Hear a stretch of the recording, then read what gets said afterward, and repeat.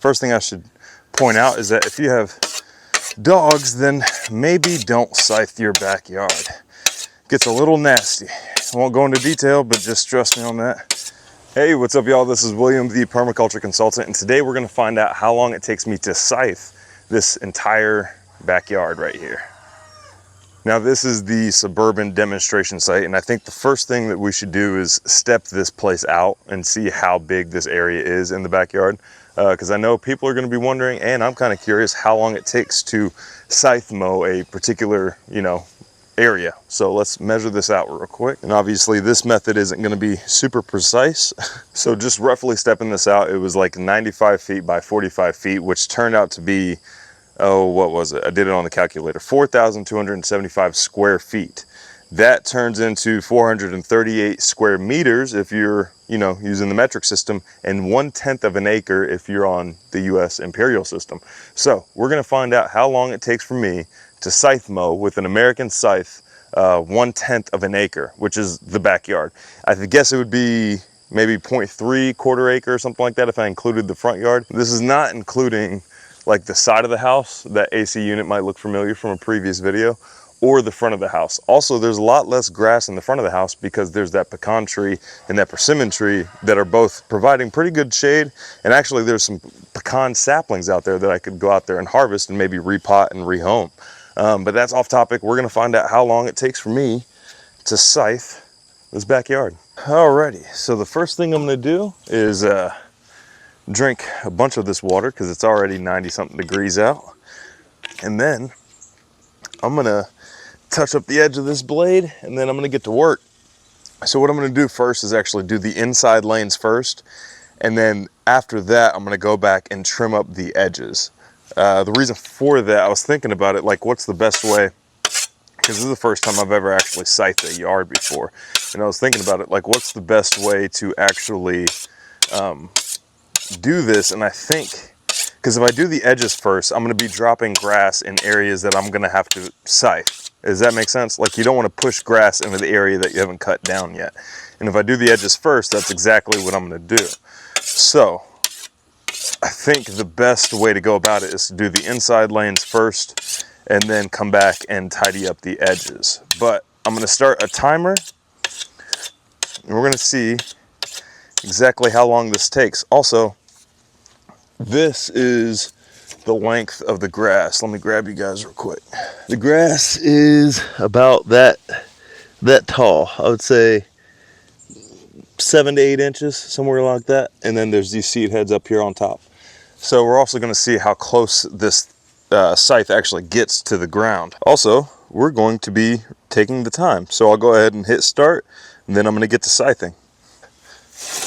Ooh, already hit an anthill. It's going to take me a few strokes just to get into the habit of scything again. There we go.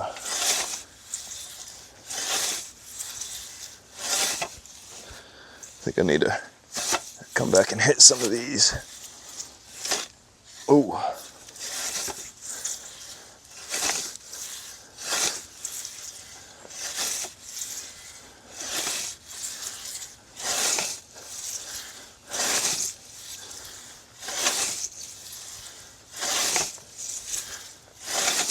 So one thing I am noticing just right off the bat is with this flimsier grass, it's super important to keep your ground pressure, like your downward pressure, flat to the ground.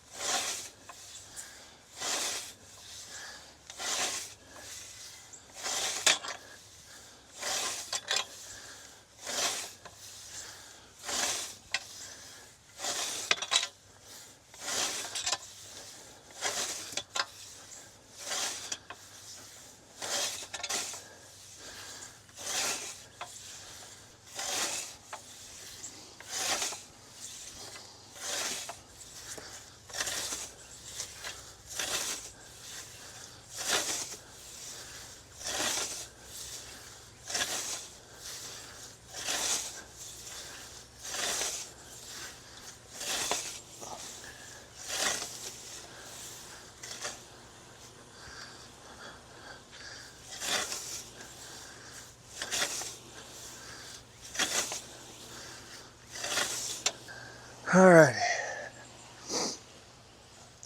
There's one pass. Now to the next one.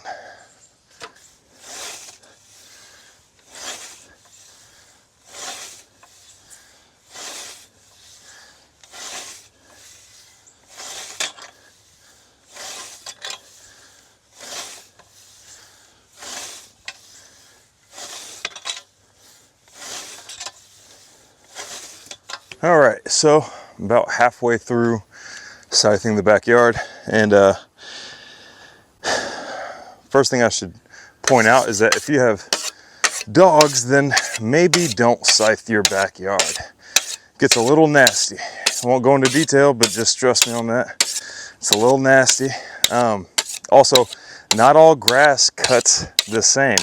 Like closer to over here, there's like the thinner, flimsier grass, and then when you get that way, where it actually gets more sun, you get like the thicker, broader blades. The thicker stuff is way easier to scythe than this thinner, flimsy grass. This thinner stuff requires way more ground pressure than that thicker stuff, because that thicker stuff kind of traps the blade in place and keeps it down the entire time you cut. The flimsy stuff doesn't help at all.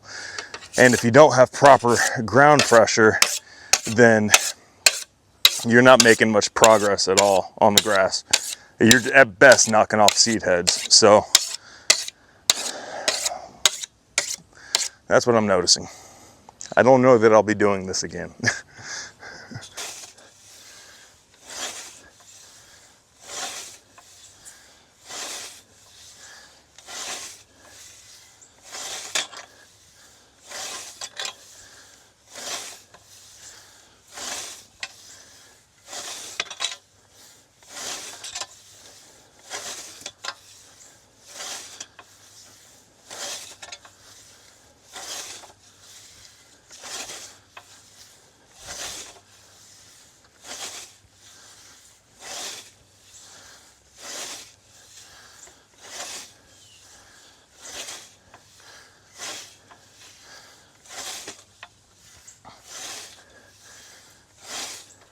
All right, so you might notice that I'm in a different shirt now, and it's later in the day, and the grass that I cut down is pretty doggone dry.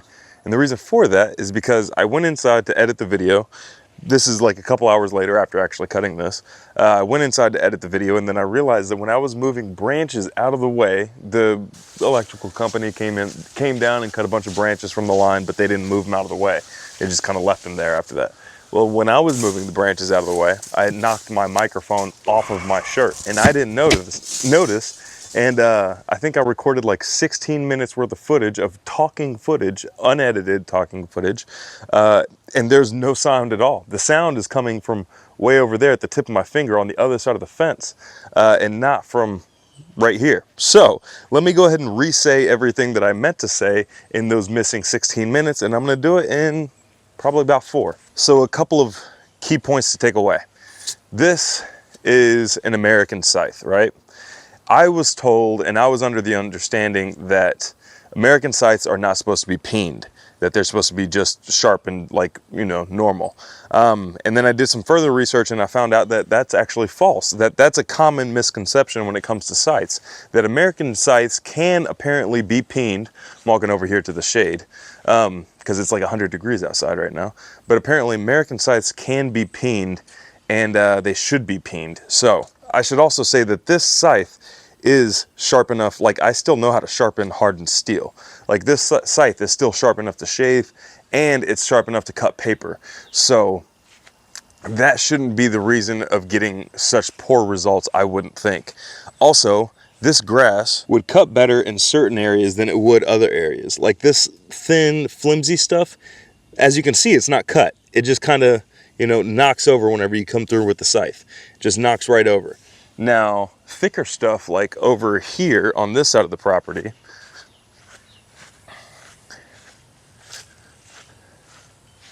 this stuff right here cut pretty doggone well, because this was thicker, the broader leaf stuff, especially whenever you start getting into the thicker Bermuda patches, like over in the areas that get a lot more sun, that stuff cut pretty doggone well. Like this right here, this cut up pretty doggone well. But then you can also see right next to it, because of the shade, there is heavy amount of shade like up until where you see that sunny line right there. That line over there gets about full sun. That's where the garden will go in the future. This area from the shade on this way gets shade for the majority of the day.